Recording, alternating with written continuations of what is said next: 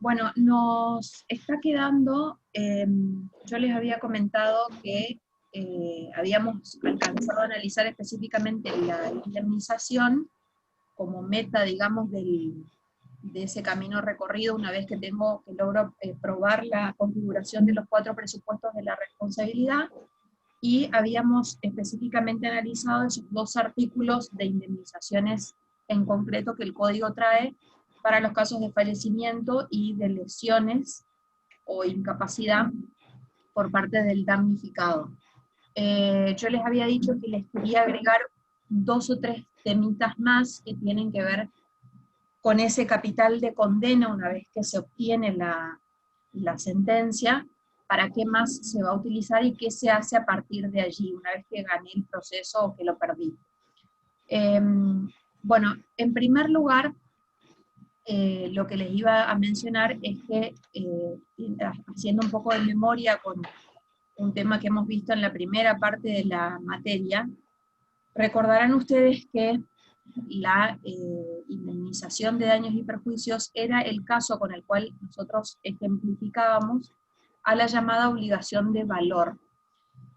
Obligación de valor que la contraponíamos a la obligación puramente dineraria, y era aquella por la cual, aplicando no el principio nominalista, sino el principio valorista, podíamos actualizar el monto de la deuda teniendo en cuenta las condiciones devaluatorias, inflacionarias, cualquier proceso que haga a la desvalorización de la moneda se iba a considerar. La forma o el mecanismo para hacerlo, en este caso, es aplicar al capital de la condena o bien de la demanda, ahora vamos a ver, una tasa de interés. O sea, esa actualización, por ser una obligación de valor, se efectúa aplicando una tasa de interés. Ahora, como se actualiza teniendo en cuenta la fecha del evento dañoso, la aplicación es retroactiva. O sea, nosotros vamos a aplicar, imagínense que hoy vamos a dictar sentencia en un caso que sucedió hace 3 años. Bueno, la fecha a partir de la cual el damnificado se convirtió en acreedor de la reparación y el sindicado responsable, autor del hecho antijurídico, se convirtió en deudor de ese crédito, es a partir de la fecha del evento dañoso, con lo cual la aplicación se vuelve retroactiva y tenemos que aplicar esa tasa desde la fecha del accidente o de la cirugía o del fallecimiento de la persona o del contrato, o sea, todo lo que es una fecha a determinar, pero el punto de inicio es la fecha de mora, a partir de cuándo el deudor le debía, y por qué, en definitiva, no le pagó, fue que el acreedor tuvo que ir a litigar a sede judicial.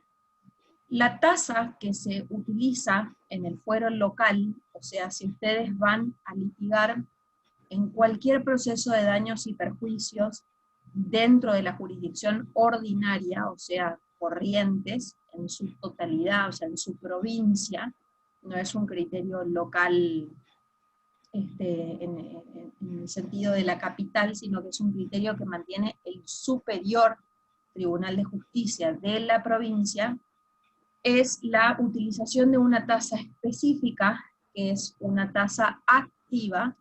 Recordarán ustedes la diferencia entre tasa activa y tasa pasiva, y de las dos la más alta es la tasa activa, y específicamente utiliza un segmento dentro de las que tiene el Banco de Corrientes, Sociedad Anónima, que es el segmento 1.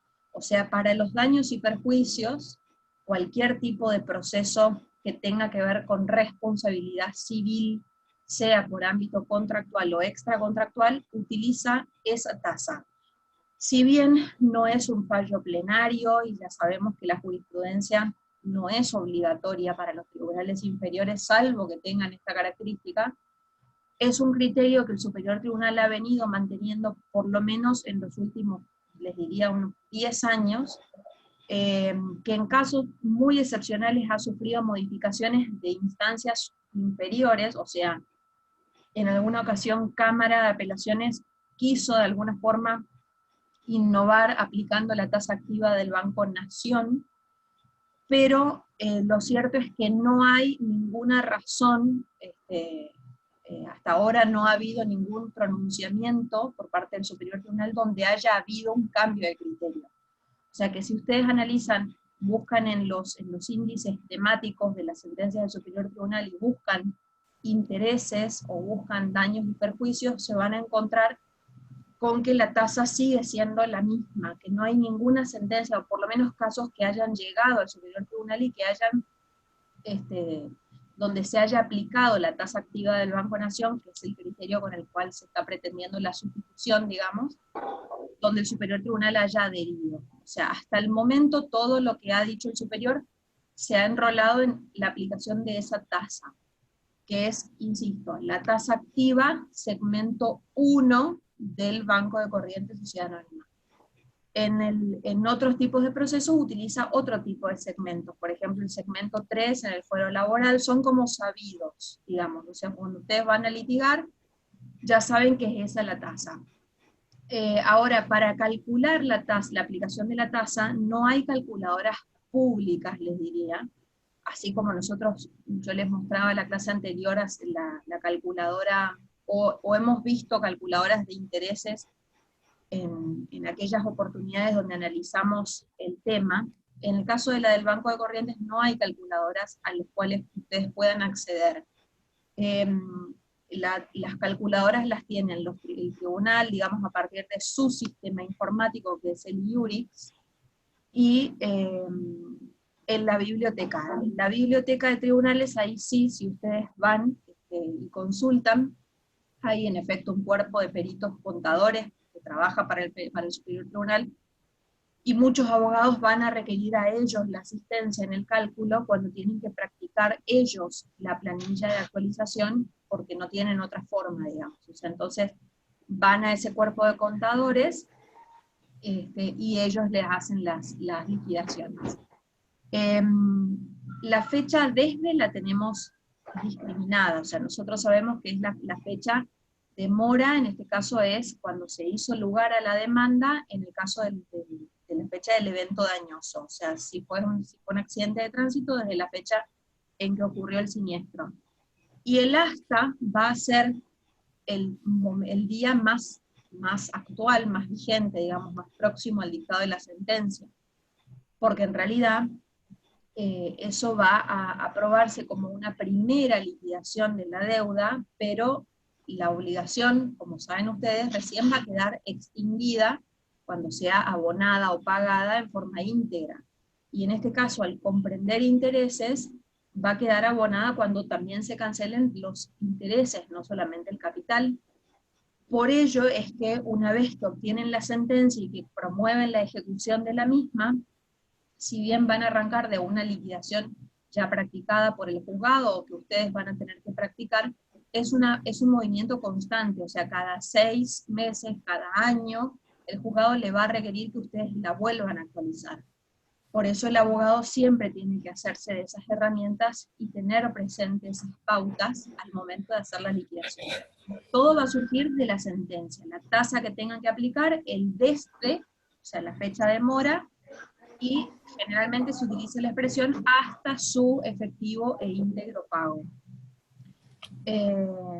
Bueno, esa liquidación la vuelcan en una planilla, de eso se sustancia, se corre traslado a la parte contraria y se van haciendo aprobaciones.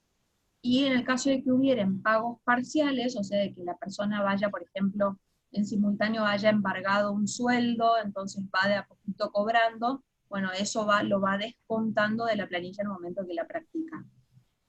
En el caso de que la demanda no sea acogida, sino que sea rechazada, ahí también se hace una actualización, pero en este caso ya no se retrotrae a la fecha del evento dañoso, sino a la fecha de interposición de la demanda. O sea, se actualiza el monto de la demanda desde la fecha en que se interpuso hasta la fecha en que la sentencia desestimatoria queda firme. ¿Qué significa esto? Que el monto de la demanda se utiliza como pauta para actualizar cuando la sentencia no hizo lugar al proceso. O sea que a veces lo que yo les decía en la clase anterior de consignar montos siderales en las demandas les puede resultar en contra si el juez no hace lugar a la acción, rechaza la demanda y se toma ese monto como base para hacer esa actualización.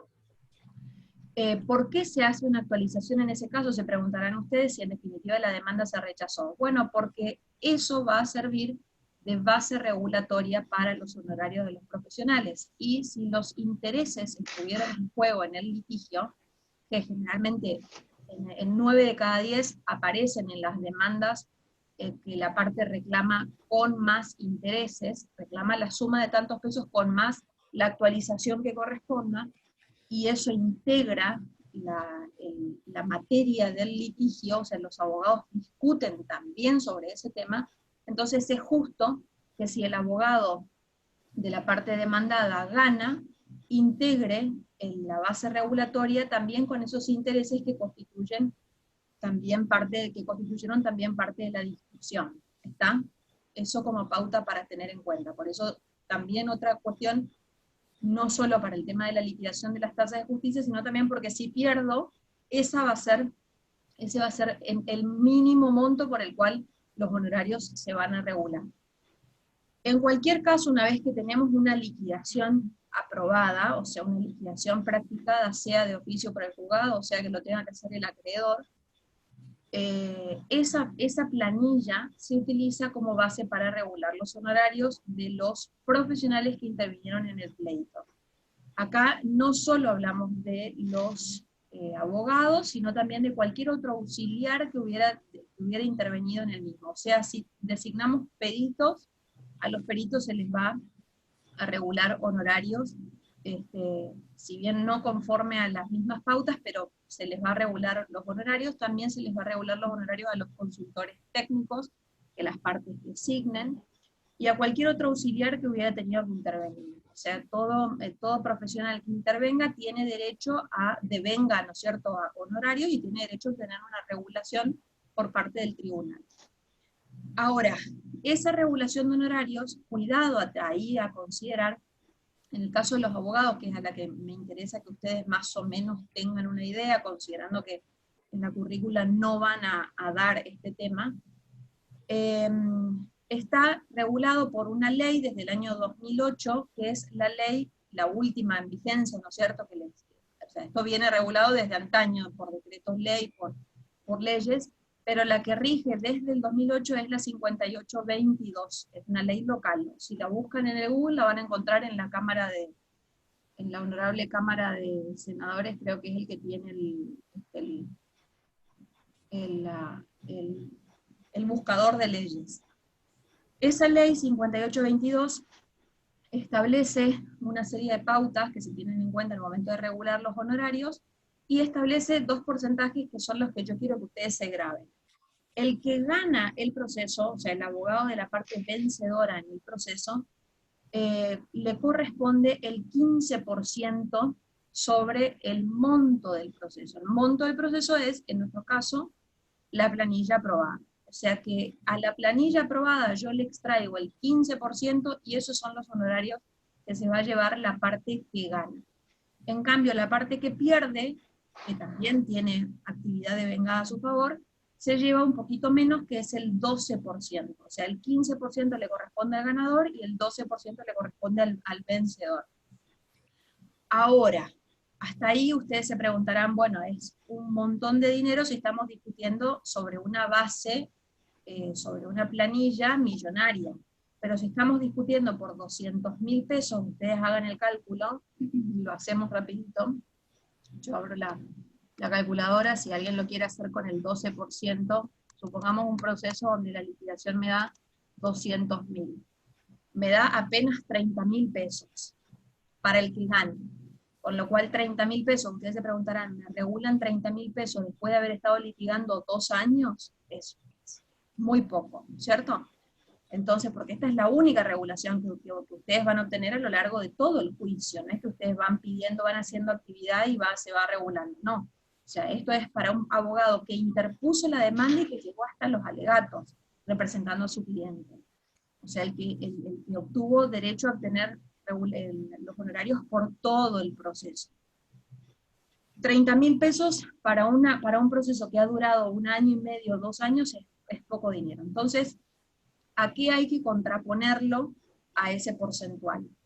Ese porcentual no puede ser inferior al mínimo de honorarios previstos. En el caso de los procesos de daños y perjuicios, que le corresponde un tipo de trámite, que es el sumario, le corresponden 20 unidades de valor, que en materia de regulaciones se llama IUS. El IUS, que aumenta ahora, es un concepto que yo ya les he contado en alguna ocasión, el IUS pasa a partir del 1 de noviembre, esperen que justo me pasaron ayer el valor, que a la vez, para que ustedes sepan, es lo que se cobra por consulta.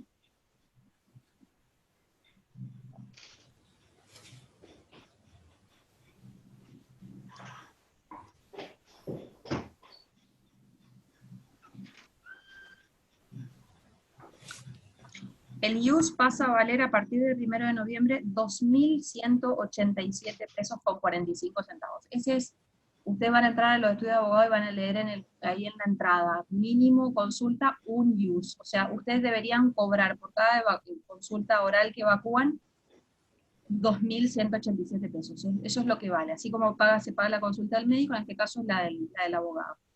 Ahora, en el caso del proceso de daños y perjuicios, son 20 IUS. O sea que si multiplicamos 2.187,45 me da 43.700 pesos.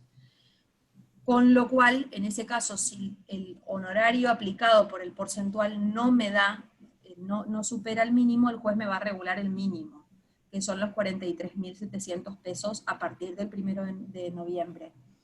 Aún haya sido perdido, o sea, aún haya sido vencido o perdedor en el proceso. O sea, ni el abogado que ganó ni el abogado que perdió tiene, digamos, va a quedarse con honorarios que sean inferiores al mínimo, ¿está?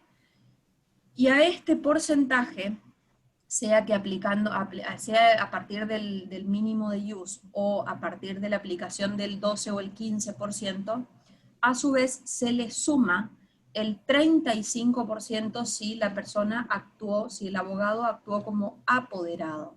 Por eso tampoco es menor que el cliente les dé un poder y que ustedes actúen solos, digamos, en el expediente. La diferencia con el patrocinante es que todos los escritos que ustedes presentan, el cliente los tiene que firmar.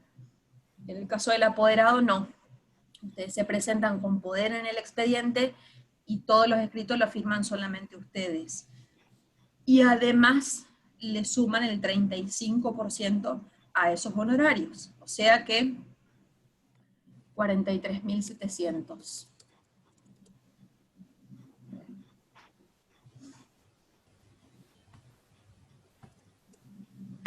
Son 15.200 pesos más, en el caso de los honorarios mínimos. O sea, ahí ya se me va casi a 59.000 pesos. Estamos hablando de los mínimos. O sea, fíjense que estamos hablando de que cualquier abogado que vaya a litigar en un proceso va a sacar mínimo 60.000 pesos y lo lleva completo.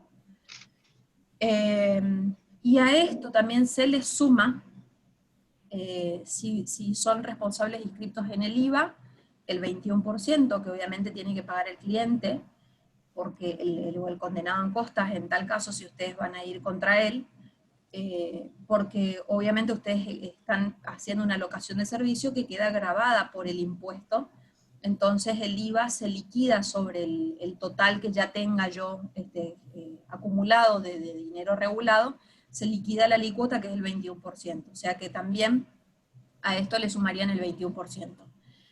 Y Esto es todo por el proceso principal, o sea, de demanda hasta sentencia, pero si en el medio hubieron incidentes, como por ejemplo puede ser un recurso de revocatoria, un acuse de negligencia de alguna prueba, eh, incidentes de medida cautelar, algún otro incidente que pueda aparecer por allí, el incidente se regula en un porcentaje sobre lo regulado en el principal.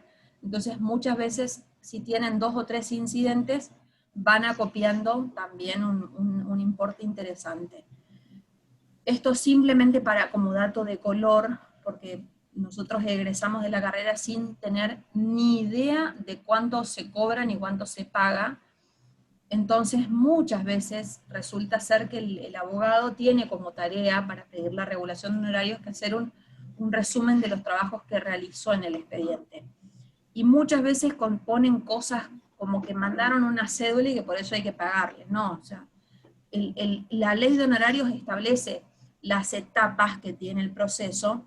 Yo le tengo que decir al juez que intervine en tal y en tal y en tal etapa, porque interpuse la demanda, porque contesté la demanda, porque ofrecí y produje la prueba, porque presenté el alegato, o sea, las etapas que verdaderamente son las que tienen incidencia en obtener una regulación completa de honorarios. Y en el caso de que yo tenga que irme antes del proceso, o sea, de que el cliente me revoque el poder, por ejemplo, o que yo renuncie, o que mi cliente se muera, cualquier cuestión que fuere, que interrumpiera mi labor en la causa, lo mismo, yo tengo derecho en ese momento a presentarme a pedir la regulación por el trabajo que ya realicé hasta allí. O sea que no, nada es trabajo en vano cuando se litiga. Y no hace falta que yo acuerde nada con mi cliente acerca de quién ni cuánto me va a pagar, puede que lo acuerde, pero no hace falta que yo llegue a ningún monto privado, porque todo aparece regulado después. Si tengo dudas, el IUS es un valor que se mantiene actualizado, con lo cual me presento en el expediente, pido al juez mi regulación de honorarios y tengo ese importe como título para ejecutar al condenado en costas o a mi propio cliente. Bueno, y otra cuestión que les iba a comentar es que al mismo tiempo, como todos obtienen su regulación de honorarios, puede suceder una situación que está prevista en el artículo 730, ¿se acuerdan que el 730 nosotros estudiamos la primera parte cuando hablábamos de los medios que tiene el acreedor para posibilitar la ejecución de la obligación? Y hay un párrafo al final del artículo 730 que es de aplicación para este tipo de casos que les estoy comentando, cuando el monto del proceso es inferior, por ejemplo, la sentencia salió por 200.000 pesos. Y resulta ser que yo tengo tengo a 2 abogados de la parte que ganó, tengo a un perito, tengo a un consultor técnico, que en la sumatoria de valores que el perdidoso, que el condenado en costas tiene que pagar, supera en exceso el monto del proceso establecido. O sea, estamos viendo que hay como un desbalance entre lo que fue el monto de la sentencia, que en definitiva el condenado en costas tiene que pagarle al actor que gana, y lo que encima tiene que pagar de honorarios. Termina tal vez, si nada dice, pagándole más a los honorarios de los abogados, porque fíjense que estamos hablando de valores que no son inferiores a 60.000 pesos, y tal vez el proceso fue por 50.000, y estamos hablando de un abogado. Entonces, lo que se realiza es un prorrateo, que aparece en ese artículo, como les mencionaba, que no se los voy a explicar para hacerlos largos, pero sí me interesa que ustedes lo tengan en cuenta. El párrafo dice: si el incumplimiento de la obligación, cualquiera sea su fuente, deriva en litigio judicial o arbitral, la responsabilidad por el pago de las costas, incluidos los honorarios profesionales de todo tipo allí devengados y correspondientes a la primera o única instancia, no debe exceder del 25% del monto de la sentencia, laudo, transacción o instrumento que le ponga fin al diferendo. Si las regulaciones de honorarios practicadas conforme a las leyes arancelarias o usos locales correspondientes a todas las profesiones y especialidades superan dicho importe, el juez debe proceder a prorratear los mismos entre los beneficiarios.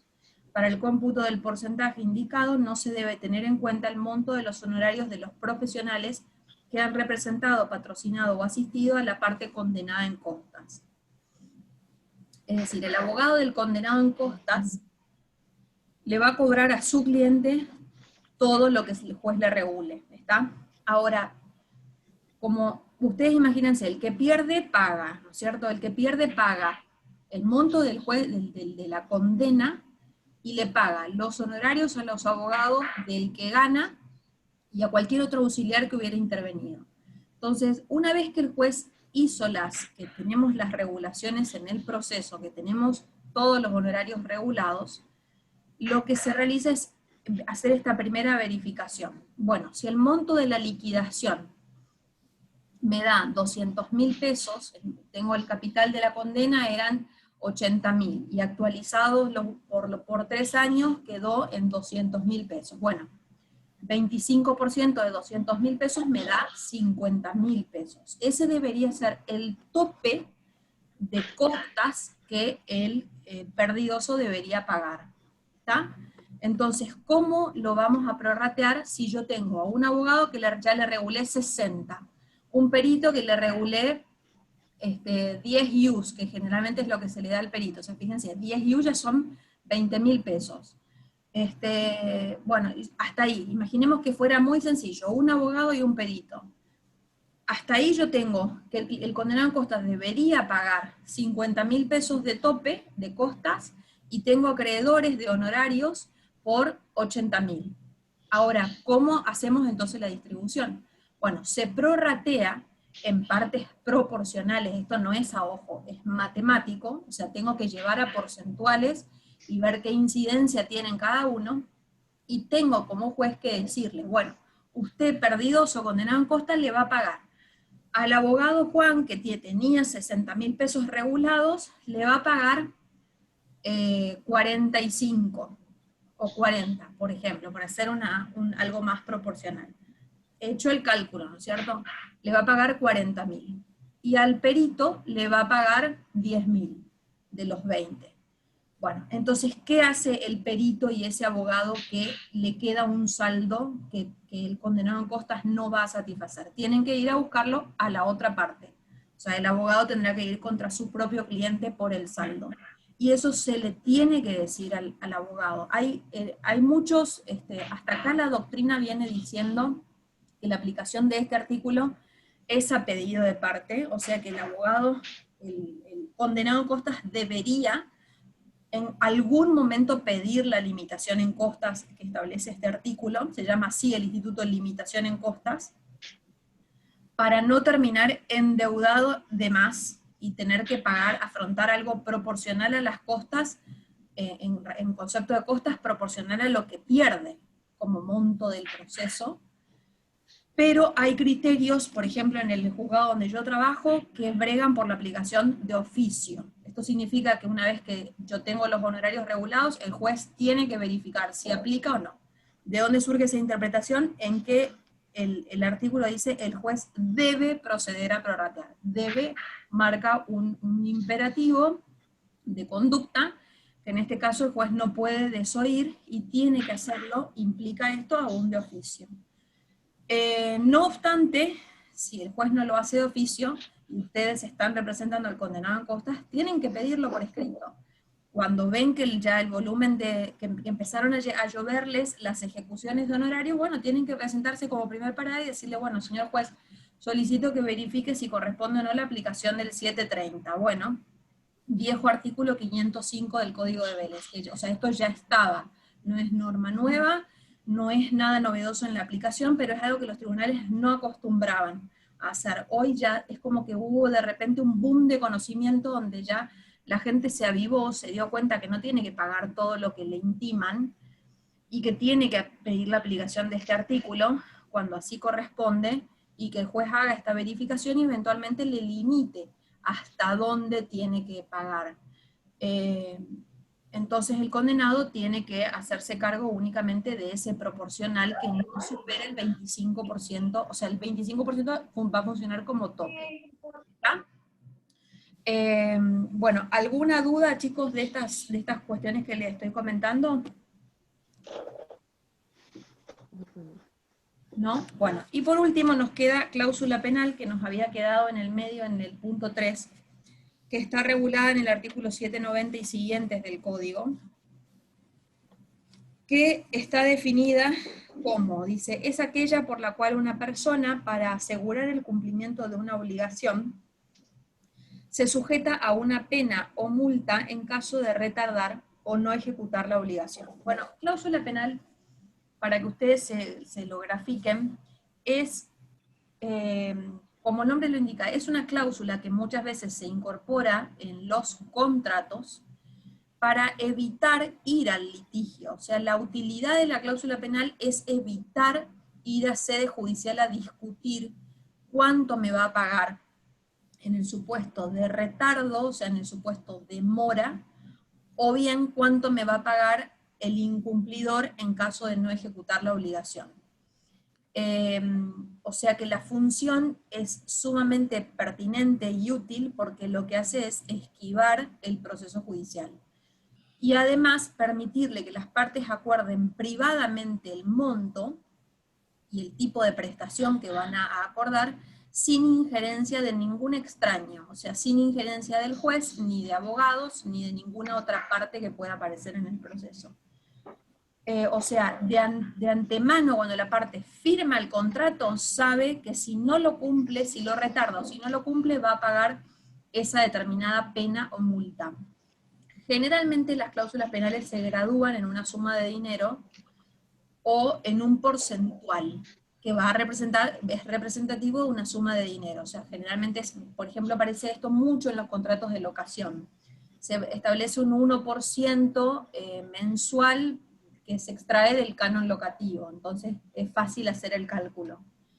Pero también se puede acordar en otro tipo de prestación, o sea, siempre que yo pueda, que se respete, digamos, las pautas del objeto de la obligación, va a estar permitida la cláusula penal. Y hay de dos clases según la utilidad que tiene. Tenemos la cláusula penal moratoria y la cláusula penal compensatoria o indemnizatoria. La moratoria es la que se prevé ante el retardo del cumplimiento de la obligación, o sea, la cláusula penal que va a pagar el deudor moroso. Esto implica que el deudor moroso va a pagar lo que adeudaba de capital, lo que adeude de intereses moratorios y la cláusula penal moratoria. Es algo que se suma, ¿está? Artículo 792. Y por otro lado tenemos la cláusula penal compensatoria o indemnizatoria, que es la que se prevé para la inejecución absoluta de la obligación. Cuando el deudor ya no es que no paga tarde, no va a pagar. Entonces, en vez de ir a hacer un proceso de daños y perjuicios, donde yo pruebe cuál fue el menoscabo que sufrí a partir de la inejecución del contrato, esto me evita todo eso, y el acreedor en ese caso ejecuta directamente la cláusula penal, o sea, una cláusula de su contrato, una cláusula más de su contrato, donde ya tiene establecido un monto y no tiene que probarle al juez qué daños sufrió, o sea, algo que es muy útil porque muchas veces es ahí donde en el proceso se ocurren los traspiés. Bueno, lo evito si yo ya tengo acordado con el deudor cuánto se va a pagar en caso de inejecución absoluta de la obligación. Artículo 794. Ahora bien, hay dos caracteres, tiene varios caracteres para analizar, pero me voy a detener únicamente en dos. La cláusula penal es en principio inmutable, que es una de las características más esenciales que tiene el instituto. Esto significa que en principio no se puede modificar el monto o el tipo de cláusula, salvo escasas excepciones, pero en principio lo que se establezca como cláusula penal se vuelve inmutable. O sea que si yo establecí un monto que después termina siendo excesivo o termina siendo irrisorio, podré pedir la revisión por parte de un juez. El juez tiene la posibilidad de reducir la pena cuando el monto es desproporcionado, esto también surge del código, pero en principio ya me van a mirar con lupa, porque toda la mirada acerca de la modificación de la cláusula es con criterio restrictivo. Entonces tengo que tener en cuenta, al momento de fijar la cláusula, fijar algo acorde para que no me planteen que es una cláusula abusiva, pero al mismo tiempo fijar algo que después no me vaya a quedar irrisorio o con un valor ínfimo en relación a lo que podría haber obtenido en sede judicial. Lo mismo en el caso de que tenga, de que haya habido un cumplimiento parcial o un cumplimiento defectuoso, pero cumplimiento al fin de alguna parte de la obligación, ahí sí se puede pedir la disminución proporcional de la cláusula penal. Y otra de las características más sobresalientes es que es una pena accesoria, o sea, sigue la suerte del principal, que es el contrato al cual accede. Esto significa que aplicamos acá todas las reglas de principal y accesorio que ya conocemos. Esto surge del artículo 801.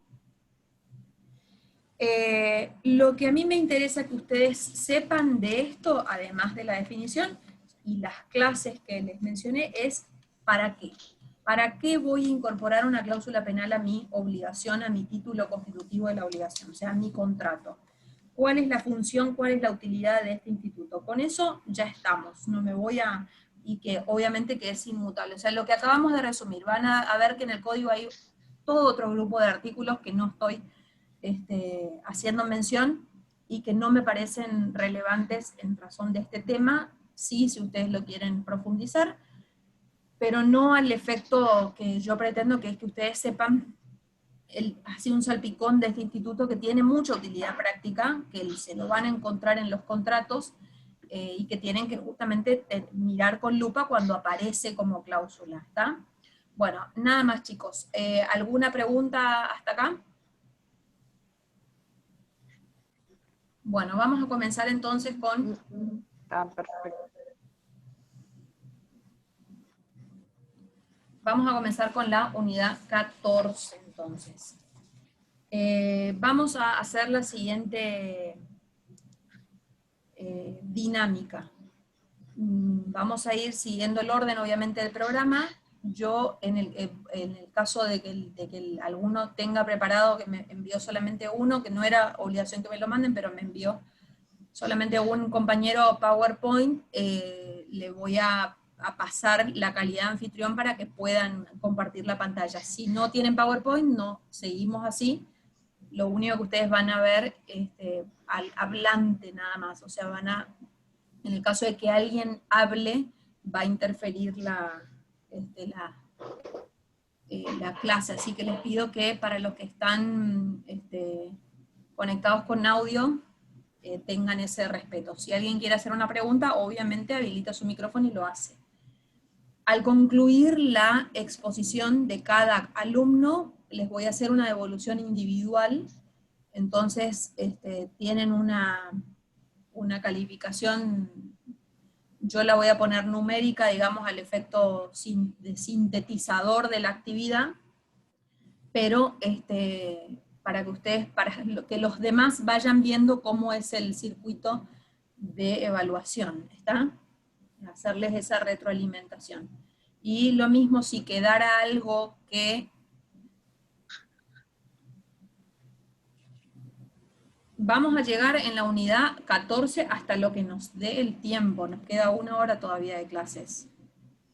En el caso de que el tema quede inconcluso, que haya algún aspecto para resaltar o algo para resumir, yo retomo una vez que concluya la exposición y que ya concluya la evaluación, retomo la palabra para hacer ese tipo de conclusión para que todos vayan siguiendo. En el caso de que alguien falte, como les dije, el tema pasa, o sea, se supera, pasamos al tema que sigue, la idea de esto es hacerlo ágil y sencillo, ¿está?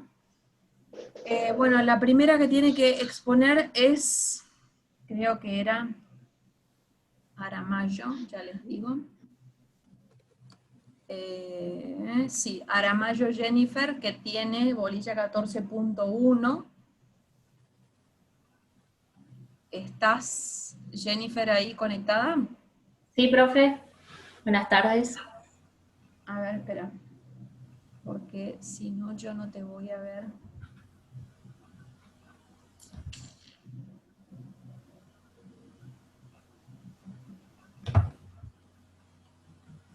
Espérenme un segundito, entonces los voy localizando. Les voy a pedir a los que hablen sí que habiliten su cámara. O sea, ver una, una foto no va a ser, no va a estar divertida. Ahí, ahora sí. A ver, voy a fijar. Ustedes cuando habla Jennifer la deberían ver a ella, ¿no es cierto? Bueno, Jennifer, te escuchamos. Buenas tardes a todos. El tema que me tocó a mí es hecho propio, responsabilidad por hecho propio. Dentro del punto 1 tenemos el concepto imputabilidad, acto involuntario, asunción de riesgo y culpa concurrente. Voy a pasar a explicar el concepto de hecho propio. Es el accionar humano llevado a cabo sin intersección de fuerzas extrañas al ejecutarse y sin la colaboración de terceros. Para que surja la responsabilidad deben sumarse todos los requisitos de responsabilidad extracontractual, es decir, el daño, la interjuridicidad, la relación de causalidad del daño y el factor de atribución ante la responsabilidad, o sea, la imputabilidad. El artículo 1749 hace referencia a sujetos responsables. Es responsable directo quien incumple una acción y ocasiona un daño injustificado por acción u omisión. Eso es textual lo que dice en el artículo 1749. Hace responsable directamente al deudor en todos los casos, independientemente si la prestación fue materialmente ejecutada por él mismo o por un tercero. Por ejemplo, si yo choco con mi auto, la responsabilidad va directa. El siguiente tema o punto que me tocó es imputabilidad. Hay imputabilidad cuando el acto procede de una libre voluntad, de un obrar inteligente y libre, ya que no se podrá reprochar de una conducta como éticamente disvaliosa si el agente obra involuntariamente. La existencia de un acto ilícito no se concibe sin la existencia de uno de los dos elementos. No hay dolo si no hay delito, y no hay culpa si no hay cuasi delito. En el ámbito contractual, un ejemplo sería el dolo, si un control remoto lo tiro a propósito, o culpa sería si el control se me cae, se me resbala. El próximo tema es acto involuntario. Es el acto realizado por quien sufre la fuerza irresistible, o sea, no genera responsabilidad para su autor. El artículo 1750 hace referencia a daños causados por actos involuntarios. El artículo dice, el autor de daño causado por acto involuntario responde por razones de equidad. Se aplica lo dispuesto en el artículo 1742. El artículo 1742 hace referencia a la atenuación de la responsabilidad. El juez, al fijar la indemnización, puede atenuarla si es equitativo en función del patrimonio del deudor, la situación personal de la víctima y la circunstancia del hecho. Esta facultad no es aplicable en caso del dolo responsable. Un ejemplo sería un accidente de tránsito, pero con la peculiaridad de que el hombre no tiene la intención de producirlo. No obstante, estos hechos de involuntario se imputan a título de culpa.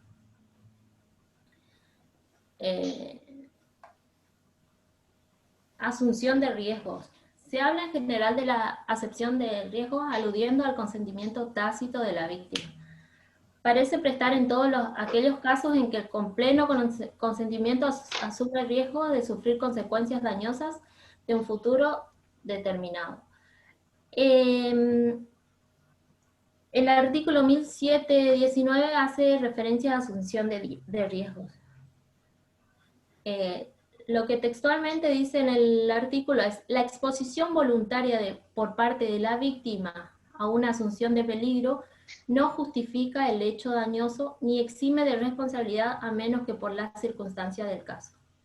Ella puede calificarse como un hecho del damnificado que interrumpe total o parcialmente el nexo causal.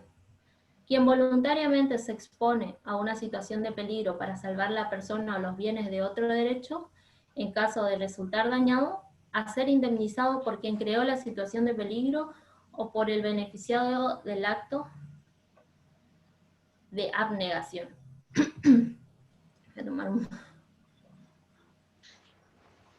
En este último caso, la reparación procede únicamente en la medida del enriquecimiento por el obtenido.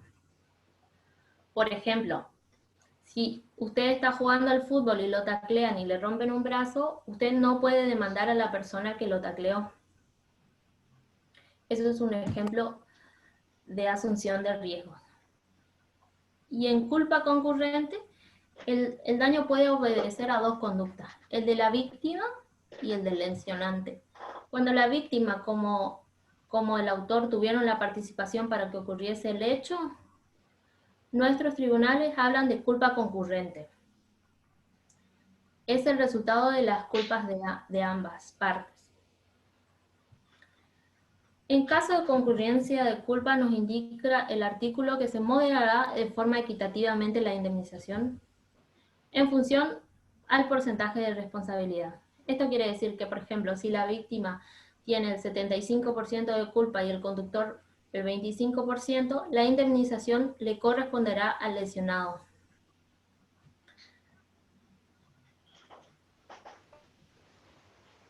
Eso es todo, profe, sobre el tema que me tocó. Bueno.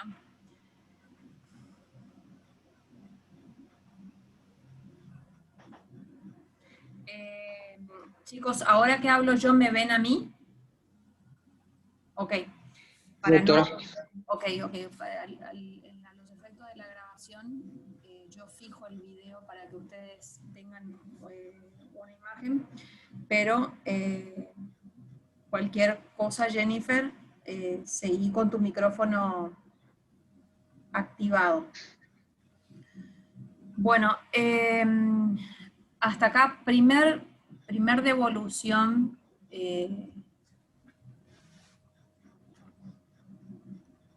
Espérenme. Primer cuestión, devolución para hacer en cuanto al trabajo escrito. Yo generalmente ya las estuve haciendo al contestar los correos electrónicos.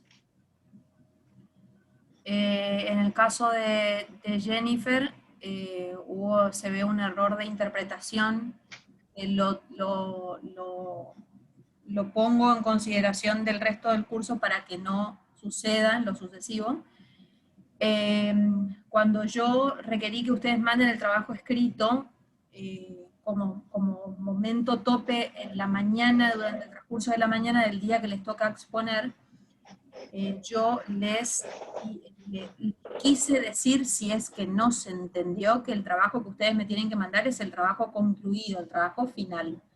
O sea, yo no quiero leer un borrador y no quiero detenerme a analizar cuestiones que ustedes no van a utilizar ya en la clase. O sea, si ustedes tenían una consulta, la consulta debió ser antes de ese envío. O sea, si ustedes en el envío del trabajo que me van a realizar me van a hacer alguna cuestión, alguna pregunta, entonces hay un tema ahí de oportunidades que se cruzan, porque hoy yo debía leer trabajos que estén en condiciones de respaldar lo que ustedes iban a exponer a la tarde.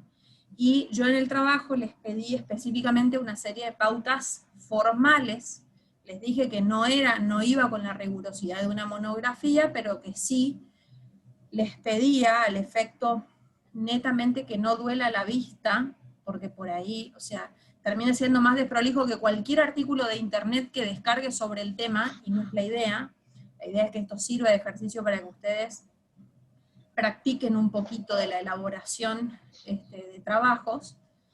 Les pedí, lo vuelvo a recalcar para el resto, que tenga esa estructura de carátula, índice, si es pertinente, si tiene 3 páginas no hace falta, pero si van a poner, va a ser un trabajo más o menos extenso, que le agreguen el índice, introducción, desarrollo, conclusión, o sea, cualquier estructura normal, bibliografía, y eventualmente si querían agregar en el anexo, como anexo a la jurisprudencia, podían hacerlo allí o agregarla como archivo adjunto aparte. Hago este comentario para no volver sobre el tema aplicable a todos los que me mandaron el trabajo. La verdad es que no pude mirar con detenimiento el último que recibí, más allá, en el caso de Jennifer, Jennifer me lo envió, su trabajo final a las 17 horas, o sea, yo me conecté a Zoom y, a ver, aguárdenme porque quería mirar para no hablar, no. En el caso de una alumna que me había faltado chequear el trabajo, pero no, sin margen, digamos, acá, ninguno de los trabajos que me enviaron el día de la fecha reunió las características que le estoy diciendo en forma completa. Esto significa tirón de oreja para todos los que están en el grupo de la bolilla 14, por lo menos los primeros temas. A todos le faltó 5 para el peso. El más completo por ahí en estructura fue el de Miguel, ¿cómo era tu apellido? Benítez Borda. Pero en el resto me han enviado trabajos sin jurisprudencia, pidiéndome hoy la jurisprudencia a la mañana cuando la tienen que exponer a la tarde, o sea que el tiempo no les va a dar para leer la jurisprudencia o para buscar si no les convence, teniendo que exponer hoy. Esa era la tarea que ustedes tenían que hacer desde la semana pasada que se les asignó el tema a la fecha. Hoy el trabajo, lo mismo para la clase que viene, para los que les toca exponer. El trabajo que me envían el día de la exposición tiene que ser terminado. Lo que no esté en ese trabajo les va a restar. Doctora, Sí, escucho, Ameni. yo tengo una duda porque yo le mandé ayer el tema de que si estaba bien la jurisprudencia o no que iba a poner en mi trabajo. Y me hago cargo de que entendí mal la consigna del trabajo, porque yo pensé que era un punto por día, no que era en un día la bolilla 14. Entonces como que yo no le mandé mi trabajo aún porque pensé que era un punto de la bolilla por día, por clase. Igual es posible que en tu caso no lleguemos a exponer. Yo por eso te contesté recién. Ahora vamos a entrar a 2 supuestos que son un poquito más largos, y es posible que el tiempo no nos dé. O sea, eso lo tienen que ir previendo ustedes. Yo las pautas las di muy claras cuando las Sí, yo tengo mi trabajo terminado, pero era nada más que eso, que no sabía si mandarle o no porque pensé que era... Está bien, entiendo lo que decís. Ustedes tienen que hacer ese cálculo. Si ustedes, o sea, es preferible que pequen de apurados a que les quede afuera el trabajo si el tema si les toca exponer, porque si, por ejemplo, si hoy llegamos, si yo no hubiera hecho ninguna de esta explicación extensa que hice de los temas que faltaban, hubieras llegado a exponer. Entonces, tu trabajo iba a quedar sin respaldo de la parte escrita. Por eso el cálculo lo tienen que hacer ustedes. Yo no les di fechas específicas, pero por lo menos una clase para la unidad 14, una clase para la unidad 15. Eso es si todo va bien. De ahí puede ir extendiéndose un poquito más, que ya juega a favor de ustedes si les falta agregar algo. Pero para los que sí o sí tenían que exponer, por lo menos los primeros 3 o 4, en el caso de lo recibido, ninguno guardó el 100% de las consignas que se les dio. Y en el caso de Miguel, por ejemplo, que específicamente le hice en la devolución, que también lo hago extensivo al resto porque ninguno lo hizo de esa forma, cuando ustedes van a hacer el desarrollo de un tema que tiene estas partes, o sea que ustedes tienen introducción, desarrollo y conclusión, es que en el desarrollo, todo el trabajo tiene que ir enumerado y hacer el desglose a medida que van desmembrando el tema. En el caso de Miguel, yo le ejemplificaba. Por ejemplo, ustedes arrancan 1 punto introducción, 2 punto desarrollo, 3 punto conclusión. Ahora, dentro del desarrollo, van a poner 2.1 imputabilidad o concepto, como arrancaba el tema de Jennifer. 2.2 imputabilidad. O sea, tiene que tener un esquema, porque si no es la lectura como si yo agarrara el libro del doctor y lo agarre, lo copio entero en una hoja de Word y se la mando a la profesora, y no es la idea. La idea es que acá aprovechen la cantidad de bibliografía que hay, utilicen el recurso que tienen a disposición de Internet. Yo buscando la jurisprudencia encontré un montón de documentos de los temas que tienen que ver hoy, o sea que si yo los encontré, ustedes también los pueden encontrar. Y en el caso de la jurisprudencia, pidan la asistencia cuando no encuentren, pero no me la pidan sin buscarla. Me han hecho consultas por temas que hay sobradas, porque no son temas difíciles de encontrar. Por ahí yo entiendo que ustedes por ahí no tienen acceso a 1001 buscadores de jurisprudencia, pero si ustedes se amañan buscando por artículo, buscando no solo por el nombre que les toca en el programa, sino buscando por ejemplos, qué sé yo, menor tira piedra a otro, capaz que buscan así les aparece un caso, una vez que ya tienen la idea gráfica de que hacia dónde va direccionado su tema. Y si no, se agotaron la búsqueda y no encontraron, ahí recién, no el día de la clase, con antelación, porque eso ya tuvo que haber precedido al trabajo final, me hacen la consulta para que yo con tiempo también pueda buscarles la jurisprudencia, hacerles el envío, que ustedes puedan hacer el análisis e incorporarlo al trabajo que tienen que enviar el día de la exposición. ¿Está? Esto en cuanto a las devoluciones de los trabajos escritos. ¿Está? Ahora, en el caso de la exposición de Jennifer en particular, también aprovecho, como Sof te tocó ir primera, vamos a tomar de ejemplo ya para que el resto también lo maneje.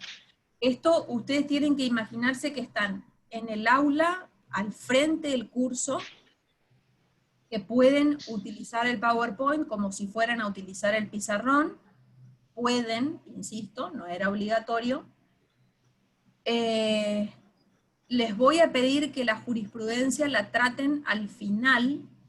Si quieren ir comentando casos, está bien, pero a mí me interesa que ustedes presenten, bueno, este es mi tema, lo desarrollé, y la jurisprudencia es esta. En el caso se había presentado tal contra fulano, el resolvió tal tribunal, es de fecha tanto, o sea, un mínimo de información para después contarle a sus compañeros cómo se resolvió y por qué se resolvió. O sea, no simplemente la jurisprudencia como ejemplo. Esto para que lo incorporen. Si quieren hacerlo, está perfecto. Pero la jurisprudencia, por lo menos una que tienen que analizar como parte del trabajo, lo van a hacer al concluir la explicación.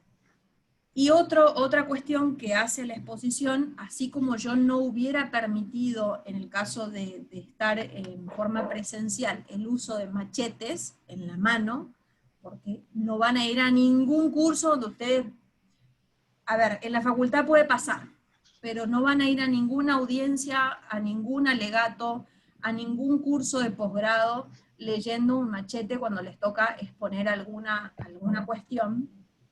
Lo mismo lo empezamos a practicar desde esta vía. Esto implica que si en el aula presencial no pueden usar un machete en la mano, más que el código si tienen que leer artículos, les pido que tampoco lean, en el caso de lo virtual, lean de su computadora, porque es exactamente lo mismo que si leyeran el machete enfrente al curso que los está escuchando, es igual. Entonces es una única ocasión que tienen para lucirse. La mejor manera es que fijen su mirada en la cámara de su computadora o de su teléfono y no la muevan de ahí, porque tal vez les pase imperceptible, ya de paso les digo, por si tienen exámenes orales, es increíble lo que se nota en la vista, cómo el ojo se mueve cuando lee. Por más que ustedes crean que son unos cracks, que el profesor no se da cuenta, que ponen la computadora acá y el teléfono acá abajo, que los graba y con la computadora van buscando. Les digo porque ya nos ha tocado mesas libres, exámenes orales, el ojo se mueve cuando leen. En cambio, si ustedes están haciendo una aplicación y fijan la mirada, a quien quieren, ponen la foto de todos los de la vista de galería, miran a alguien en particular o miran a su cámara, no se va a confundir. Entonces, les pido que no lean y en segunda instancia que miren a la cámara, como si le explicaran al curso, esa es la idea, ¿no es cierto? Que ustedes tomen esta actividad en ese sentido. Si hay alguien de todos los que tiene tema no tiene cámara, hágase de un teléfono que tenga cámara para la clase, porque hoy ya no es excusa que no tengan computadora o que la computadora no... Tienen en su casa más, los que, salvo que vivan solos, le piden a un vecino, no sé, pero tienen que estar con la cámara activada para el momento de la explicación, así como lo he hecho yo a lo largo de todas estas clases. Bueno, les toca a ustedes ahora. Bueno, continuamos. En cuanto al contenido, al tema, está bien desarrollado. Dos menciones nada más, porque son las cuestiones novedosas, digamos, que tiene este tema. Asunción de riesgo y culpa concurrente ya leímos, ya hemos visto en alguna ocasión, cuando desarrollamos los temas anteriores, pero acá sí me gustaría que ustedes comprendan que el artículo de responsabilidad por el hecho propio, responsabilidad directa, que comentaba Jennifer, el 1749 del Código, es un artículo al que siempre van a recurrir cuando ustedes vayan a responsabilizar al sujeto que verdaderamente es el autor del obrar antijurídico. O sea, cuando van a ir por el autor del evento antijurídico, en su caso la responsabilidad va a ser directa. Y en el caso de la imputabilidad tampoco queda dudas que es un artículo que contempla las dos variantes de factores subjetivos de atribución, culpa, dolo, conceptos que ya hemos visto.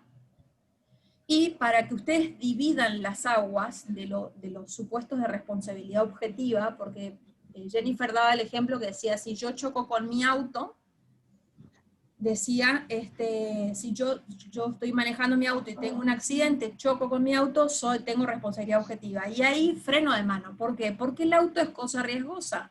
Entonces, si el auto es cosa riesgosa, el supuesto no es responsabilidad directa. Me va a llevar a accidente de automotores y por remisión a daño con cosa riesgosa o peligrosa, donde la responsabilidad no es subjetiva, culpable, sino objetiva. O sea, no es el caso. O sea, acá cuando ustedes analizan el 1749, están hablando de los supuestos donde la persona comete el obrar antijurídico y el daño con lo que se llama el cuerpo desnudo, o sea, no provisto de cosas que sean calificadas como riesgosas o peligrosas, porque ahí el supuesto se traslada a esos artículos, o bien cuando se producen con la utilización de una cosa que no es riesgosa o peligrosa, en un sentido instrumental.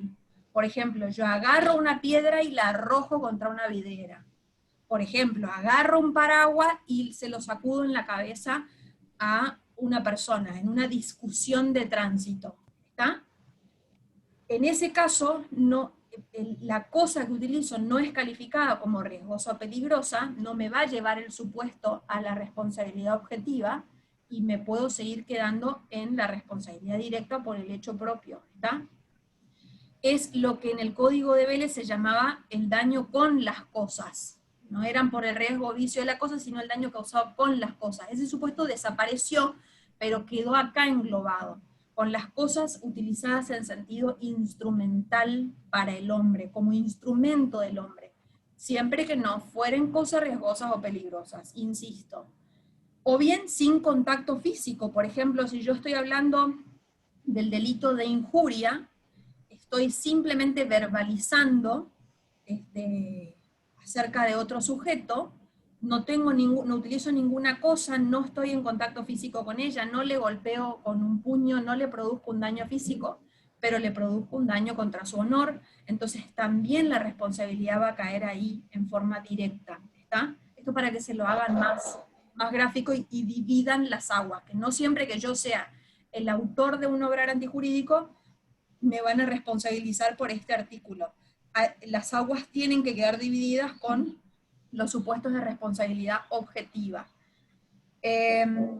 Y en el caso de, y obviamente cualquier tipo de incumplimiento contractual cae acá, o sea, cualquier responsabilidad del ámbito contractual va a caer acá. O sea, el deudor que no paga y que yo llevo a juicio por daños y perjuicios va a quedar agarrado por este artículo. Y ahí tendré que ver si la obligación es de medio o si la obligación es de resultado, porque acuérdense que la de resultado sí me traslada a factores objetivos de atribución. O sea, fíjense que no es esto tan aislado, está todo relacionado.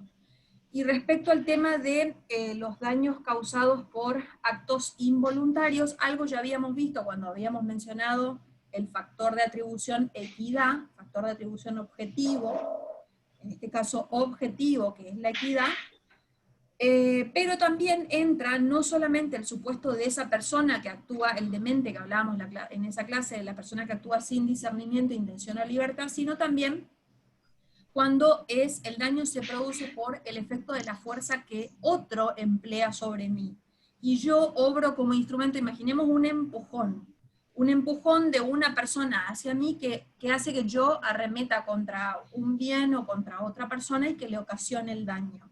En ese caso, para el sujeto que actúa como instrumento del otro, también es un acto involuntario. O sea, no es necesario que estemos hablando de la persona con capacidad mental restringida. Puede ser un acto involuntario el realizado por una persona que tiene en su vida cotidiana voluntad, pero que es utilizado como instrumento por una fuerza física que para él es irresistible. Entonces, en ese caso, la responsabilidad va a recaer obviamente sobre el autor de esa fuerza física, ¿está? Yo, como acto involuntario, me podré liberar, digamos, de la obligación.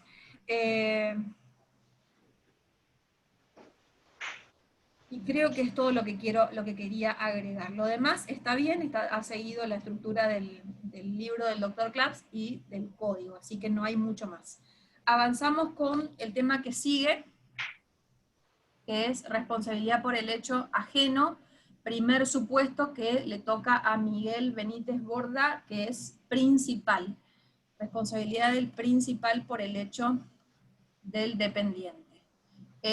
Miguel, ¿vos vas a utilizar PowerPoint? No, doctora. Bueno, entonces, aguardame un segundito para que quede lindo en el video. Ahí está. Ahora sí, te escuchamos. Bueno, buenas tardes compañeros y buenas tardes compañera, profesora digo.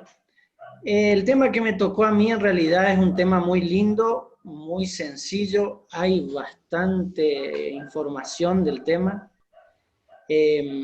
no es complicado en sí. Tiene una diferencia con el tema de la compañera que la responsabilidad no es directa, es una responsabilidad indirecta. ¿Qué es lo que quiere decir? Que acá la responsabilidad se traslada, ¿sí?, del que comete el hecho, ¿sí?, al principal. Y el título en realidad es responsabilidad del principal por el hecho del dependiente. Está regulado en el artículo 1753, y lo voy a leer para después seguir. El principal responde objetivamente por los daños que causen los que están bajo su dependencia o las personas de las cuales se sirve para el cumplimiento de sus obligaciones, cuando el hecho dañoso acaece en ejercicio o en ocasión o con ocasión de las funciones encomendadas. La falta de discernimiento del dependiente no excusa el principal, la responsabilidad del principal es concurrente con la del dependiente. Bueno, del artículo podemos desprender la imputación objetiva. ¿Qué quiere decir la imputación objetiva? Como había explicado la profesora, la imputación objetiva no depende de la culpa o el dolo que haya producido la persona, si la persona lo hizo con culpa o dolo, quiere decir, ¿sí? Lo que quiere decir es que sí o sí se tiene que resarcir el daño. Lo que importa es que exista un daño y que necesita ser reparado, digamos, ¿sí? Entonces acá es lo que el fundamento de por qué la responsabilidad es indirecta es a través de la garantía, ¿sí? Acá la garantía es lo que nos da el fundamento de por qué el principal responde patrimonialmente por el daño causado por el dependiente, ¿sí? Para que se dé este caso de que el principal responda por el dependiente, hay 3 tipos de requisitos que es muy importante nombrarlos. El primero es que el principal y el dependiente tienen un vínculo jurídico, ¿sí? O sea, tiene que demostrarse que es dependiente del principal. Les doy un ejemplo, tiene que demostrarse que es empleado de la persona a quien le van a atribuir el daño, ¿sí? Eso no es muy fácil de hacerlo, aunque parece que sí es fácil. Les doy un ejemplo. Hay veces que hay dependientes que generalmente están en un lugar, ¿sí? Pero no se sabe quién fue el dependiente que realizó un acto de hurto, supongamos, ¿sí? Pero sí sabemos quién es el principal y entonces se le atribuye ese hurto o ese daño causado, puede ser otro tipo de daño, al principal. En este caso, supongamos una empresa, no sé, un repartidor a una empresa, una vinoteca, supongamos que el repartidor de vino frecuenta esa zona, que es el único que frecuenta, o son varios, pero de la misma empresa. No sé si me están entendiendo. Bueno, ese es un requisito, que sea el principal y el me estoy olvidando, y el dependiente tengan un vínculo jurídico. El segundo es que ese vínculo se dé como dice el artículo, en ocasión de funciones encomendadas del principal. ¿Qué quiere decir? Que no significa que porque yo soy empleado de fulano, esté en otro ámbito y cometa una acción, él sea el responsable. Tiene que ser en ocasión de las funciones que me encomiendan. Tampoco quiere decir que ese principal me esté controlando o que me haya dado una orden. Simplemente quiere decir que ese principal tenga la posibilidad o la facultad de darme órdenes a mí, ¿sí? O sea, no importa si a mí el principal no me dijo que tenía que hacer esto o cómo debía hacerlo, lo que importa es que él tenía la facultad de hacerlo. Eso también es importante tenerlo en cuenta. Y el tercer requisito es que exista un daño y que el daño le sea imputado al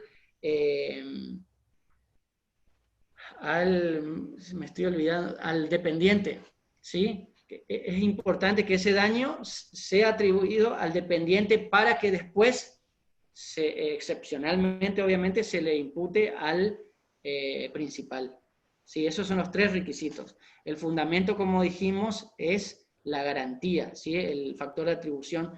Tenemos que tener en cuenta que también para que el daño se produzca tenemos que tener los elementos de la responsabilidad, que era la antijuricidad, la imputabilidad, la relación de causalidad y el daño.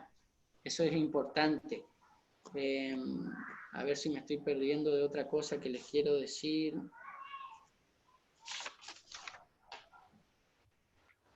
Bueno, el eje del principal es que emite una ejecución, ya dijimos una ejecución, un mandato que se lo hace por su propio interés al dependiente. Y ahora le quiero hablar de la jurisprudencia. Doctora, ¿me permite leerla de jurisprudencia? O le puedo decir más o menos de qué se trataba, pero es importante capaz. Sí, lo que vos quieras, los datos que vos te parezca que estén para leer, léelos, pero el caso sí comentalo vos. Bueno, lo comento el caso primero se trata de una empresa de Telefónica, esto sucedió en agosto del 2010, una señora hizo un reclamo a la empresa Telefónica, a la cual lo contestaron al reclamo, le dijeron a la persona que a tal horario, tal fecha, iban a ir los empleados de la empresa Telefónica a la casa de la señora a reparar el teléfono, en este caso, ¿sí? Resulta que fueron a la casa de la señora 2 delincuentes vestidos con uniforme de Telefónica, ni bien entraron a la casa, redujeron a las personas que estaban adentro, que en el caso había una empleada y una hija, y obviamente les robaron, ¿sí? Bueno, en la causa penal no se pudo solucionar porque no se pudo saber quiénes fueron los culpables, se hizo una rueda de reconocimiento de los empleados de la empresa y ninguno dio positivo, digamos. Pero en el ámbito civil lo que sucedió fue esto, el tema que estamos hablando. Se le atribuyó a la empresa Telefónica los daños causados, que en este caso no se pudo comprobar lo que se le robó, pero sí se pudo comprobar los daños psicológicos y moral. Es más, 65.000 pesos creo que se le imputó por los daños psicológicos y 25 por el daño moral. ¿Qué se decía? ¿Y por qué? Si no eran aparentemente no eran empleados de la empresa. Lo que sucedió acá es que el juez, haciendo toda la investigación, se entendió que de la única manera que los delincuentes podían saber qué horario y cuándo ir a la casa de esta señora, era porque entraron al sistema con un usuario y una contraseña que salió desde los empleados de la empresa telefónica.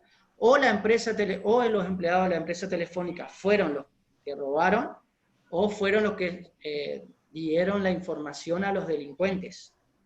Y ahí está uno de los puntos importantes, que también que se fundamenta que el principal es responsable, porque son los que tienen que elegir los empleados, ¿sí? Ellos tienen que tener en cuenta qué tipos de empleado eligen, digamos.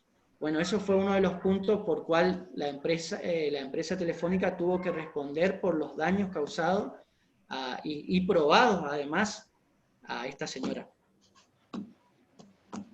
Y bueno, también les puedo comentar otro caso, que es de un camión de leches que el repartidor subió a una menor y en el transcurso del camino, digamos, chocó y la menor tuvo lesiones y bueno, por exceso en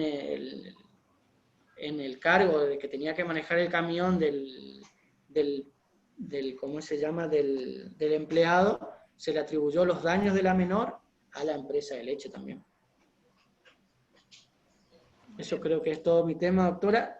Si quiere le puedo leer algunos puntos que me interesan, pero eso creo que está bien.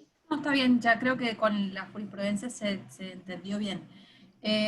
Sería bueno que vos le envíes a tus compañeros el link ese que me habías pasado al correo con la jurisprudencia, entonces ellos tienen también acceso al material y para mirar por ahí mayores fundamentos, pero en general está bien. Bueno, muy bien la exposición, Miguel. Creo que se entendió bien. Está bien estructurada, digamos, en los ejes que hay que analizar, más allá de que ahora voy a hacer algún hincapié. Pero en general muy bien. Bien tu oratoria, bien tu desenvolvimiento. Lo mismo en el caso de la jurisprudencia, que te lo comenté, un caso novedoso, un caso lindo. En este caso, en este punto aprovecho también para el resto. Por ahí pueden encontrar jurisprudencia que esté resuelta con el código anterior, pero en temas que no han habido cambios, está bueno si lo quieren incorporar igual. Por ahí si el caso que encuentran es muy gráfico del tema que les toca, aun cuando sea jurisprudencia que ustedes miren en el expediente, generalmente en los sumarios aparece la fecha del inicio de la causa, o la fecha de la sentencia, entonces leen que es anterior a 2015 y lo quieren utilizar igual, como en este caso de Miguel, está bien si es un hecho viejo, pero que es un tema que sigue estando igualmente regulado en este código. Entonces no hay, que utilicen jurisprudencia vieja, no pasa nada. Bueno, respecto del tema, este es uno de los temas importantes de esta unidad. En el caso de los presupuestos, de los requisitos que enunció Miguel, me gustaría aclarar que la relación de dependencia a la que él se refería, ese vínculo que tienen entre dependiente y principal, no es estrictamente una relación de dependencia de carácter laboral, o sea, no se requiere como presupuesto que la relación tenga naturaleza laboral, o sea, que haya entre las partes un contrato de trabajo. ¿tá? Esto lo aclaro porque por ahí uno tiende a interpretar que hablar de relación de dependencia quiere decir que la persona está ligada mediante un contrato de trabajo con su empleador. Esos van a quedar también atrapados por este supuesto, pero es un poco más, este requisito busca un poco más comprender también aquellas tareas informales, digamos, que no están enmarcadas dentro del derecho laboral, que incluso puede ser circunstancial e incluso pueden ser gratuitas, siempre que medien las características que tienen ese vínculo. ¿Qué implica hablar de relación de dependencia en este sentido? Implica que el principal lo es, o sea, el principal tiene el carácter de principal porque tiene, como dijo Miguel, la posibilidad de dar directivas, de dar órdenes, de darle instrucciones al dependiente. Y el dependiente en el mismo sentido es el que de alguna forma obra en interés de ese principal, o sea, no lo hace porque quiere, lo hace porque alguien se lo encomienda a esa tarea o a ese trabajo en concreto, dentro del cual, o que funciona de alguna forma como marco para que el daño luego se produzca. Entonces, aclaro, no hay acá, no es necesario que haya acá un contrato de trabajo, sino que alcanza con que el principal tenga la posibilidad de dar órdenes, directivas, etc. Y en cuanto a la relación que debe existir entre la función del dependiente y el evento dañoso, ahí hay que tener en cuenta esos dos términos que mencionó Miguel, de la cuestión que hace al ejercicio de la función y la cuestión que hace en ocasión del trabajo. Porque en ambos casos quedan acá atrapados, pero en el primer caso, cuando se habla en ejercicio de la función, estamos hablando de una persona que al realizar el cometido que el principal le encomienda, produce el daño. En cambio, en el otro, no es necesario que al hablar en ocasión del trabajo o de la tarea, no es necesario que la persona se encuentre desarrollando en ese momento la orden, sino que es en razón de la función que desenvuelve, en razón de ese vínculo que lo liga al principal, que se produce el daño. O sea, sin esa función no habría daño. O sea, estamos hablando de una persona que puede no estar haciendo en ese momento la tarea, pero que tal vez, como veíamos recién, está uniformado con la compañía telefónica o está en el momento desempeñándose como camionero, más allá de que está desoyendo órdenes, en el mismo caso, el camionero que se desvía de su ruta y en el desvío produce un daño. Obviamente que está obrando en exceso, pero en ocasión de la función que realiza, sin la cual si él no fuera camionero no habría daño, es que replica en la responsabilidad del principal. Y entre ellos, o sea, entre principal y dependiente, no es que acá responsabilizamos solamente al principal. El dependiente también es responsable en forma directa, ¿no es cierto? Ahora, entre ellos, la responsabilidad va a ser concurrente. O sea, acá vamos a traer a los dos a juicio. Pensemos en el factor de atribución que lo liga al principal, que es la garantía. Bueno, justamente, ¿qué quiere el legislador? Que tenga el damnificado un patrimonio más de donde poder cobrar esa indemnización. Entonces, traemos a los dos al proceso y condenamos a los dos a abonar la indemnización en forma concurrente, ¿está? Y el factor de atribución que no quedan dudas que es este, que es objetivo, por lo cual si habláramos de las posibles eximentes de responsabilidad, tenemos que hablar de las causas ajenas que vimos cuando vimos este tema en la clase anterior. O sea, para liberarse de responsabilidad, el principal tendrá que probar. No le alcanza a probar su no culpa, sino que tendrá que probar el caso fortuito fuerza mayor, el hecho del damnificado o de un tercero porque no debe responder. ¿Está? Bueno, nos queda todavía un poquito de tiempo. Seguimos con responsabilidad de los padres que tiene Brolo Facundo. ¿Estás conectado?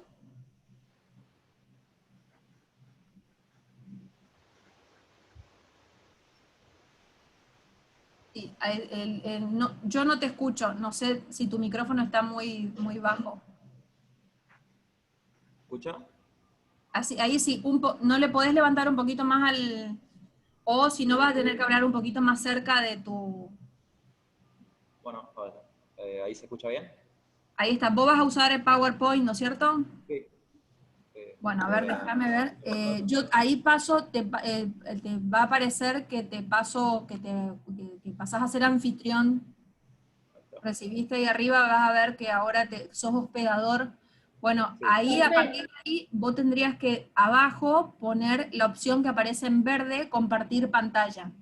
¿Ahí se ve? Profe, ¿le puedo ayudar también de alguna manera? Sí. Ahí igualmente. Ahí en compartir pantalla hay una flechita. Ahí está. Ah, súper. bien. ¿Ahí se Bueno, ve? ahí está Facundo, te escuchamos.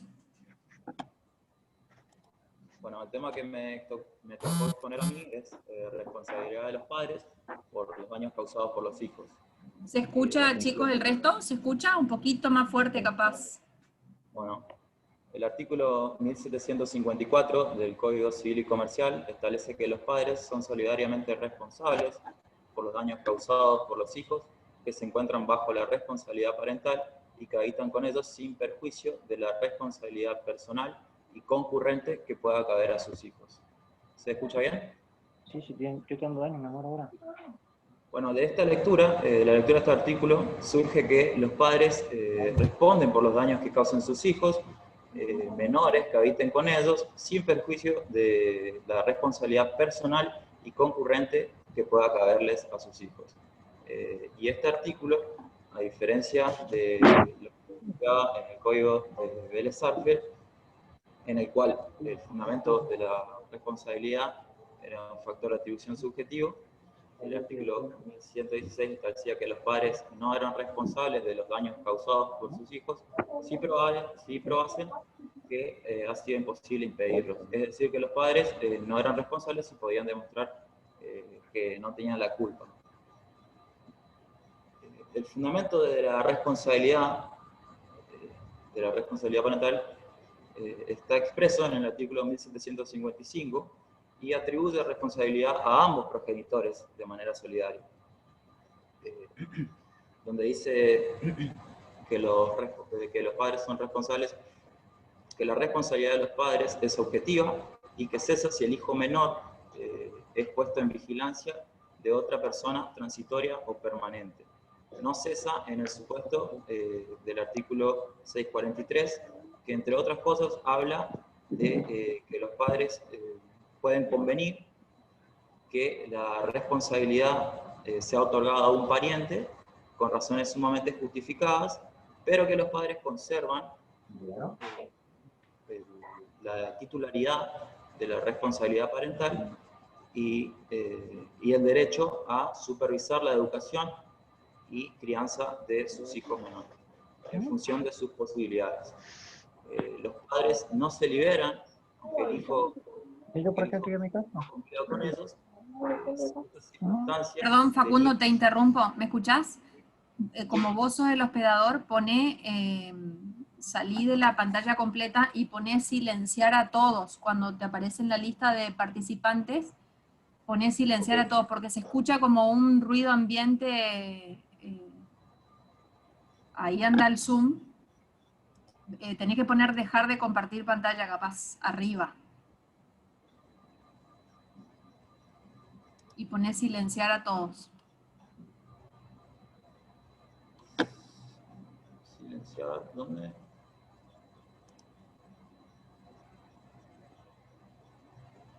Vas a tener que volver al Zoom. O sea, tenés que dejar de compartir la pantalla primero.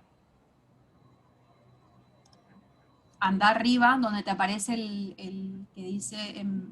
te va a Nueva aparecer en... función, donde dice reanudar, porque está pausado, me parece la función de compartir. No sé si ven ustedes o qué le aparece. Bueno, no importa, no importa, no importa. Seguí nomás. Seguí nomás. Era para que no te moleste a vos en la exposición, pero seguí nomás. Ahí está, silenciar a todos, me parece.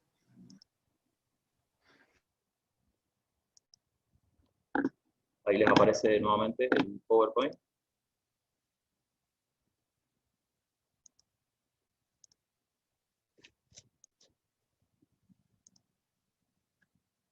Bueno, los padres no responden por los daños causados por sus hijos en tareas inherentes al trabajo o al ejercicio de profesión o tareas encomendadas por terceros, y tampoco responden por obligaciones contractuales válidamente contraídas por sus hijos menores. La responsabilidad parental se basa en factores de atribución subjetiva, o de atribución objetiva.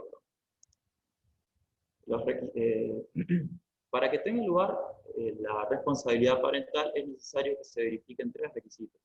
En lo que respecta al hijo, debe ser menor de 18 años, ya que luego cesa la garantía legal de responsabilidad parental.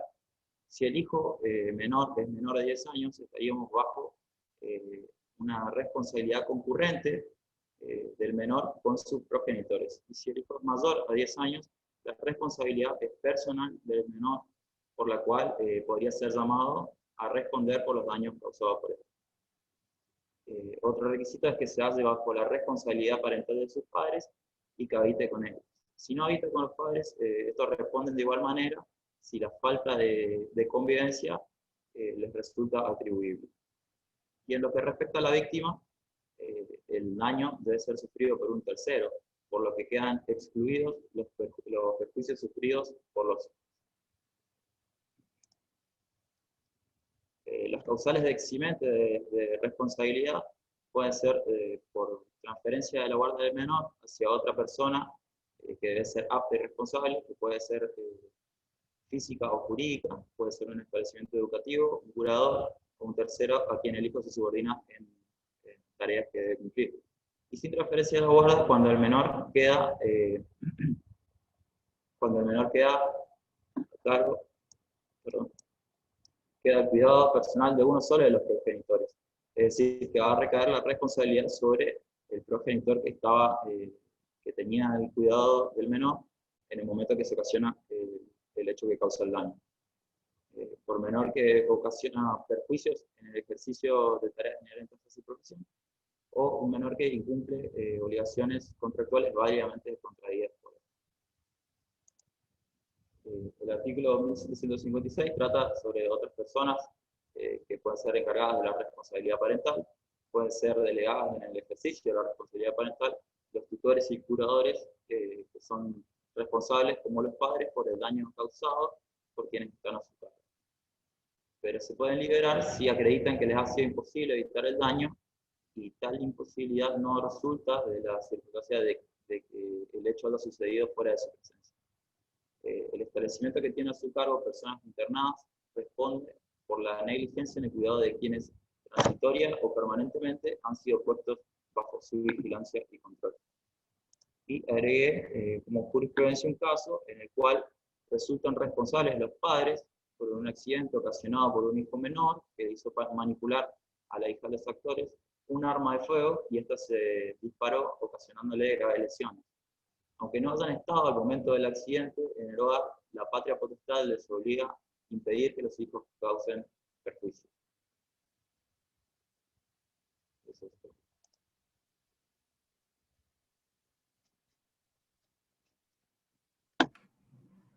Bueno, Facundo, ahí pasame de nuevo, devolveme Tenés que ir a los 3 puntitos que te salen cuando posicionaste sobre mi video, y hay 3 puntitos ahí donde te va a aparecer hacer hospedador.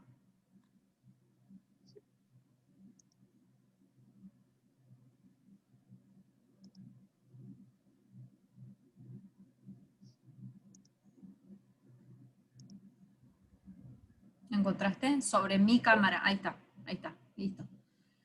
Bueno, muy bien, Facundo.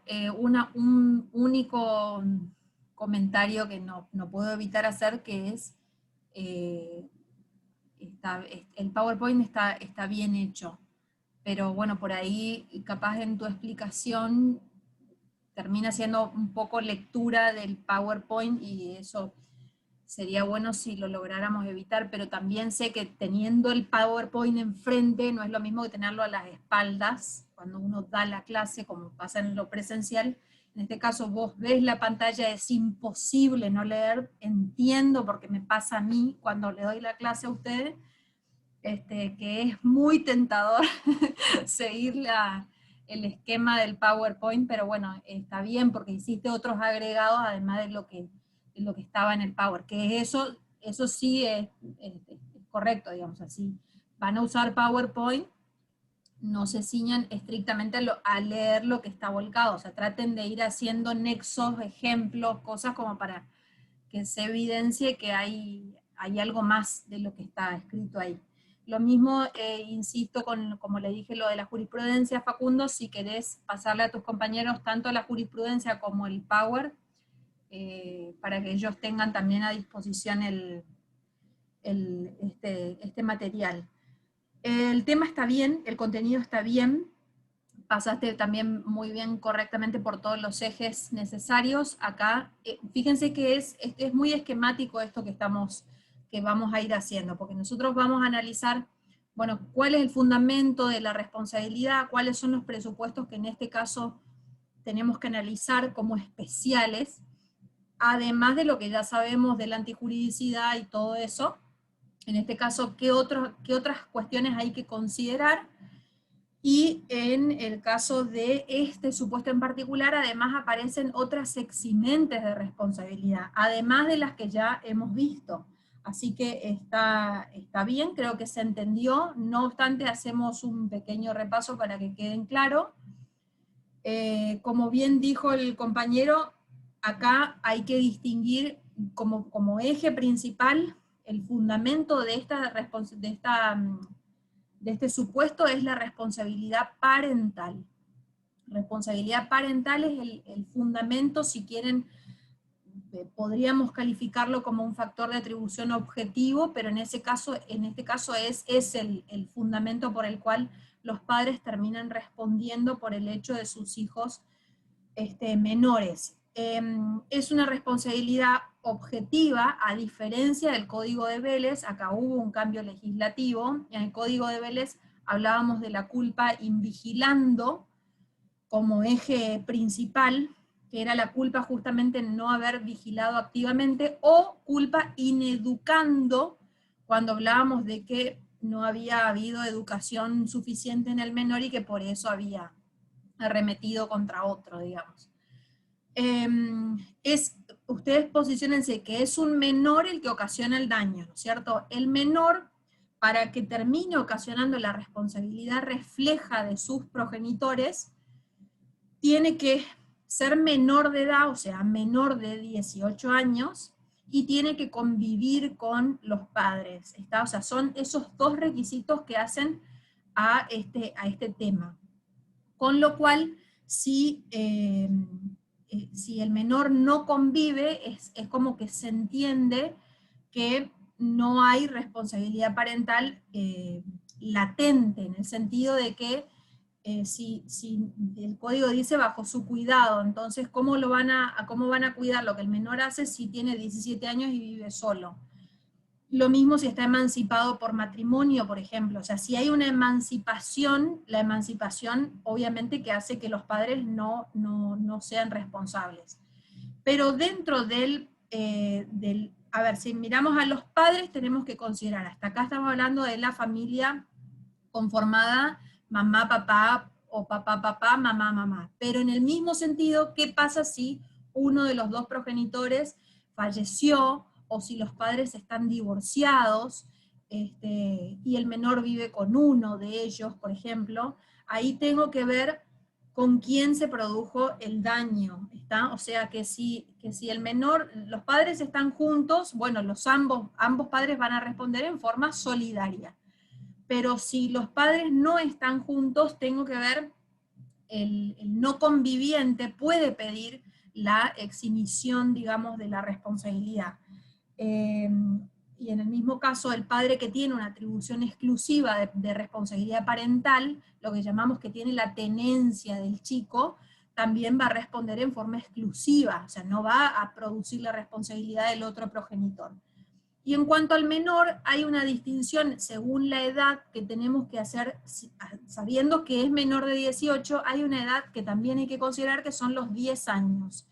Hasta los 10 años se entiende que el menor no ejerce actos voluntarios, con lo cual, si un menor de 10 años produce un daño, en principio no va a ser responsable en forma directa, ¿no es cierto? O sea, no va a causar ningún tipo de responsabilidad para él. Los que van a responder directamente van a ser los padres, excepto que el juez considere que por razones de equidad el menor deba responder como acto involuntario, como lo que acabamos de ver.